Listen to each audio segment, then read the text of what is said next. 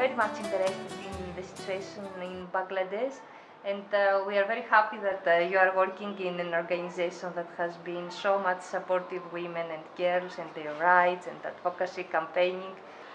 We are very much sensitive from the very beginning and still. So if you look at our organization, that most of the senior management people and the program heads still are women. Still we are, and the women we are encouraging the young women professionals to build their career with us. For the development issue from the very beginning, gender and women is one of the important part, because gender issue and gender sensitiveness and women empowerment and doing the activities and project for the women is one of our mandate. So whatever we do, whatever program we do, women is it's kind of women issue is kind of cross-cutting thing for our program. Yeah. So give us some examples of the first campaigns, for example, that you have done. We started actually, what should I say, that breaking the ice on adolescent sexual and reproductive health issues, focusing on the adolescent girls basically. At that time, adolescent reproductive health issue and adolescent sexual reproductive health issue was a really taboo issue in this country. Difficult. And we started talking about that. We started talking about girls' menstruation. We started talking about to inform about their physical change, inform about their mental change. We started talking about to make aware about their health, reproductive health risks like HIV, like sexually transmitted diseases, like violence, like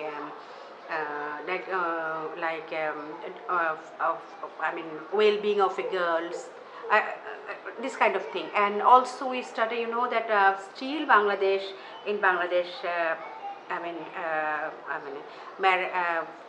girls' marriage age is very still lower. It's around 16. But by law? By law it is 18, but a huge number of average age of first marriage is around 16 plus. So still we have to go a long way. So we also work to make our parents and adolescents and teachers to take care of the issue and help the girls to have better family, have planned family and a healthy life for them, for their children and for their families. So I think that adolescent sexual reproductive health program was a huge milestone for the country. We developed and implemented a very comprehensive, almost it was a more than 4 years campaign for the whole nation, on mass media, life skills workshops for more than around 10,000 kids. And we developed a package we called Know Yourself Adolescent Reproductive Health Package. That package was used and distributed on more than 4 million in the country that time. It was a huge thing. So at the same time, we developed the capacity of the other organizations. So we had a number of thematic NGOs in this country. So we bring them together. We mobilize them to work on adolescent health issue. We developed trainers, and we developed their management capacity by our sub-grant. So nowadays, I can say that it is in 2019, and adolescent reproductive health issue or adolescent sexual reproductive health issue is not at all a taboo issue in this country. People can speak. People can teachers are taking it easily. Parents are taking it easily. It is not at all a taboo issue. Adolescents are learning, they are having opportunity, they are also speaking. So and a number of organizations are working, even government Ministry of Health and Family Welfare has taken it as an important component in their service. Great. So in that case, I feel good that when the program was started in this country, that time I could contribute in that period. And that time I worked as me and my organization that we worked as the There was a kind of national advisory committee for this country for adolescent reproductive health issue, and I feel good that I had the opportunity to work as on that committee.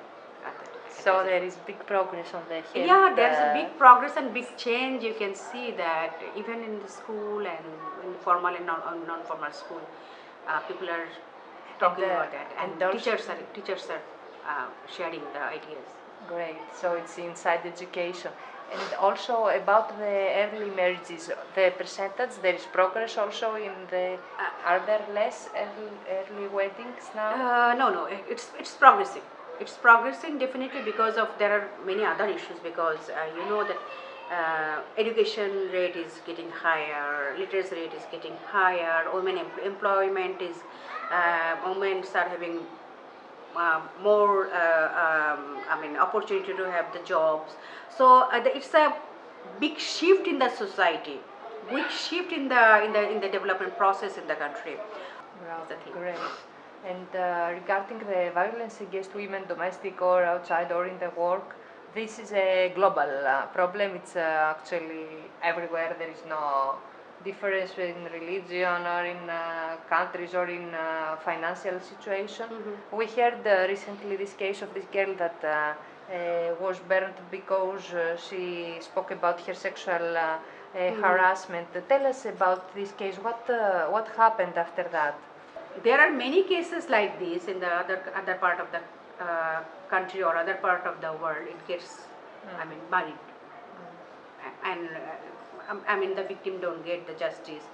But this is a kind of really different case. It opens our eyes that within our eyesight, what worst thing can be happen, and if we really just close our eyes, it is getting bad. It is getting worse. So I think this is one of the important thing. There's for this case, general people, they have played the vital role to ask the question, to raise the voice. Media has done their right job, and the authority. Authority means the highest authority. They have done the right thing. So there were public protests about this murdering, where the perpetrators are arrested. Are they going to justice? Yeah, happened? Definitely, because the highest authority and special group, not the general law enforcing agency, our special investigation group, they have done the investigation.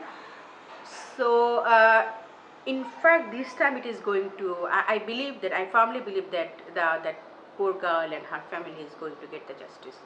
There is no way. Because it is open like anything then, and all the people who are really accused and involved in this very heinous process. Nice. They are. It is like it is open.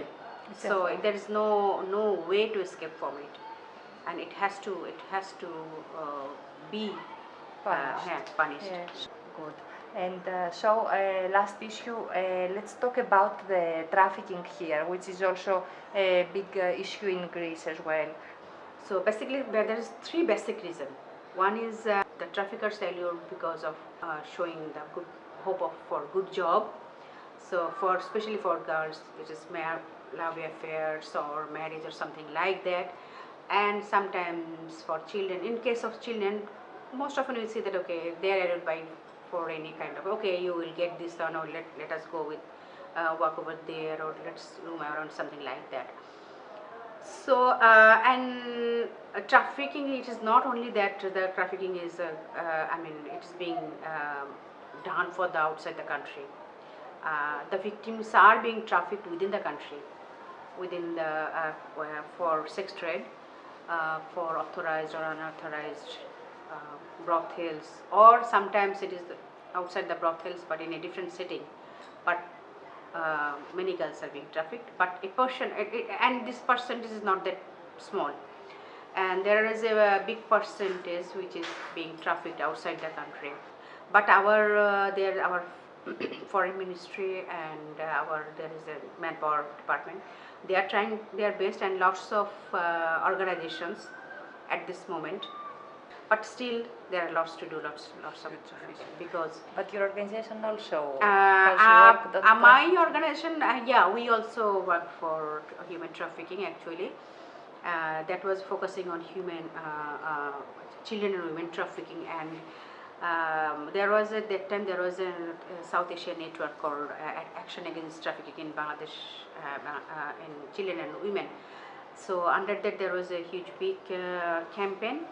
So my organization actually took part in that campaign for that network, and I am happy that that time I also worked for that, and it was a huge thing. And actually, everything whatever I have seen that time, and still that situation has not been changed yet, because still there are more than 20 vulnerable areas in the country where the trafficking is being held. I mean, and women and children, especially the women, young women are being trafficked, and young men also being trafficked.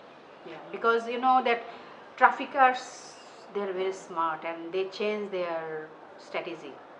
And where the population is too dense and population people are vulnerable because of many reasons, like if you consider that Rohingya issue, this is one of the trafficking prone area. We consider that because many young girls and boys can be trafficked, and children can be trafficked from that area.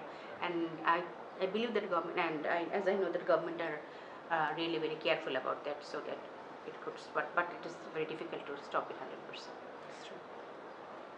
Actually, for my organization with another international organization, we had last year we had a very small project. So for developing some communication materials on this issue for the Rohingyas.